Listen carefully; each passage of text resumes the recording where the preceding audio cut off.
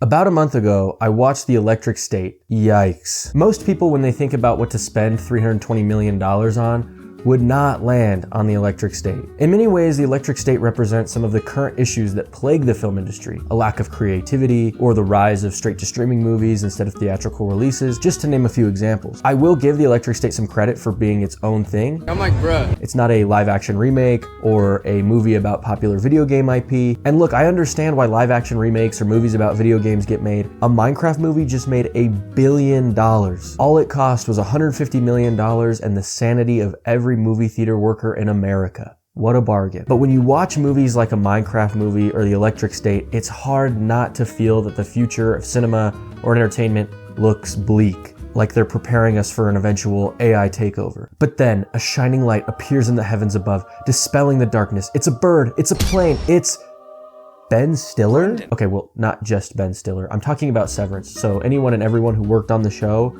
is the proverbial light in the darkness. But Caleb, Severance is a TV show. You were just talking about movies. What does this have to do with The Electric State? Look, all valid questions, and I'm going to answer none of them. Guys, I'm kidding. The reason I'm bringing up Severance a month and a half after everyone else on the internet is because I watched the season finale around the same time I watched The Electric State. Both visual media, both on streaming devices, totally different experiences. One made me feel like the end of human creativity was nearer than previously anticipated, and the other did the exact opposite. There's not really much else to say about The Electric State apart from what I've already said about it. It's mediocre writing and acting, feels AI generated, and is expensive CGI slop. Severance, however, restored my faith in the future of film as an art form. If we look at only the last scene of the season 2 finale of Severance, it will tell us all we need to know about why the show is a shining light for the importance of creativity. Attention to detail. The production design in Severance is done with the utmost care. The show's production designer, Jeremy Hindle, absolutely nailed it. For example, the last shot of season 2 happens in Lumen's hallways on the severed floor. Throughout the show, the intricate design of the severed floor's hallways coupled with the lighting makes it feel like the show's characters are mice in a maze, like they're a science experiment being constantly examined by Lumen's higher-ups. There's countless other examples of design that I love in this show. All the lore surrounding Kier with the fourth appendix, the waffle party, the Kier song, it's all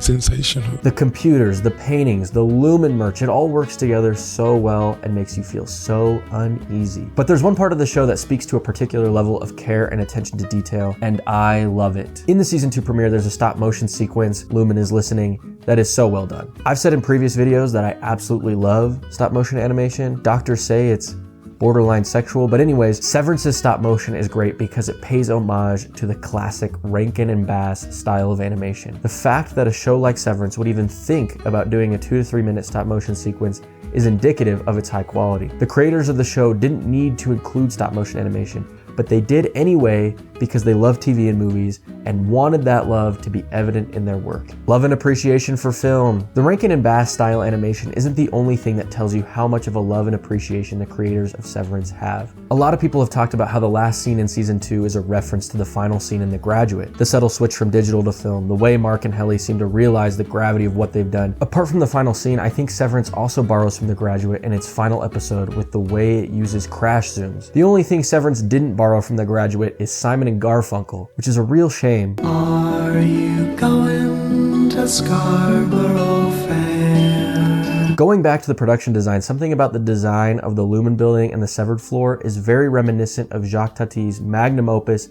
Playtime. Sometimes I think Severance even borrows some of the subtle comedy that makes Playtime great. Like when Milchick is walking through the maze of hallways, it seems like he's never going to get where he wants to go. The absurdity of Lumen's design, while often frightening, can also be pretty funny. Respect for the audience. What I've talked about today with regard to Severance is evidence that the creators have tremendous respect for the audience and their intelligence. I may be bringing the collective intelligence of the audience down a bit, but I love how the show lets you try to figure things out and draw your own conclusions. To me, even though the show can feel like it's wandering sometimes because they're introducing new narratives or lore, the way they end season 2 is expertly done. A season 3 has already been announced, and believe me, I'm excited for it, but I'll be honest, if the season 2 finale was the end, I wouldn't be that upset. Addendum. I want it to be perfectly clear before I end this video that I'm not saying that the film industry as a whole is forsaken or done for, because it's not. There are so many talented people in both film and TV making amazing things. Severance isn't the only example. You could probably say that we're in a golden age